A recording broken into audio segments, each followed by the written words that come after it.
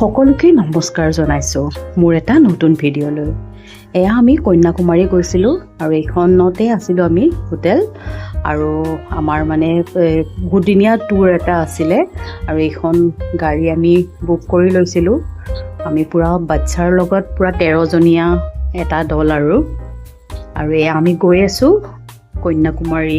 বেছি নহয়, 1 kilometre distance. আৰু এইবিলাক লাইন হ'ল টিকটৰ লাইন, কিন্তু আমি অনলাইন কৰি লৈছিলোঁ আৰু অনলাইন কৰি ল'লেই সুবিধা হয়, নহ'লে বহুত দীঘলীয়া লাইন হয়। গতিকে আমি অনলাইন টিকটটো কৰি পেলাই এনেই আছিলোঁ, অলপ সময় টাইম আছিলে। জাহাজৰ কিন্তু তেনেকুৱা একো টাইম নাথাকে। আৰু এয়া আমি কাষতে আহিছোঁ সাগৰৰ পাৰলৈ, জাহাজখনলৈ যিহেতু টাইম আছে। এয়া দেখিছেনে, এয়াই হ'ল জাহাজ। আৰু সেইটো বিবেকানন্দ ৰক মেম'ৰিয়েল যিটো, সেইটো। আৰু আমি অলপ সময় ৰখি পেলাই তালৈ এয়া যাবলৈ ৰেডি হৈছোঁ। বেছি নাই, মানে অনলাইন টিকট কৰিলে একদম সুবিধা হয়। এনেই টিকট হয়তো 25 টকা, অনলাইনত 100 টকাকৈ লয়। কিবা আমাৰ 400 টকা এটা কিবা বেছি লৈছিলে, কিন্তু মানে লাইন পাতিবলগীয়া নহয়। নহ'লে যিটোহে লাইন, আৰু উঠিবৰ কাৰণেও জাহাজলৈ যাবলৈ হ'লেও বেছি লাইনৰ প্ৰয়োজন নহয়। এয়া আমি ৰখি আছোঁ আৰু যাম। জাহাজত উঠিলোঁ, বেছি ভিডিঅ' কৰা নহ'লে। এয়া জাহাজৰ একো টাইম নাথাকে, এখন জাহাজ আহিলে সেইখন গুচি যায়, তেনেকৈয়ে যায় আৰু এয়া কন্যাকুমাৰী পালোহি।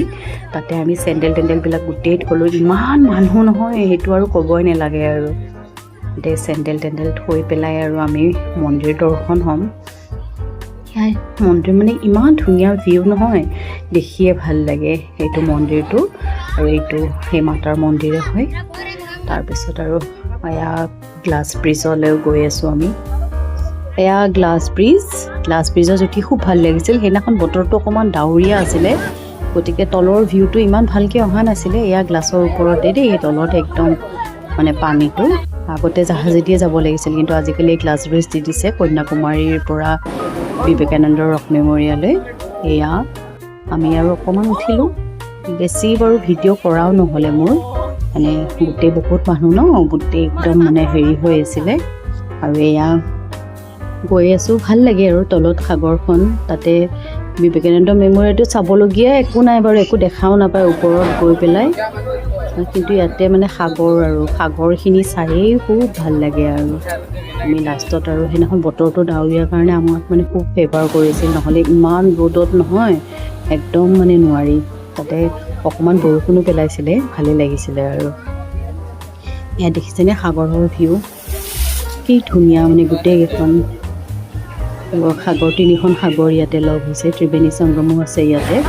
আৰু এয়া মানে আমি গোটেইবিলাকে খুব টায়াৰ্ড হৈ গৈছিলোঁ, কিন্তু এই বিবেকানন্দ ৰক মেম'ৰিয়েল বহুত ওপৰলৈ উঠিব লাগে।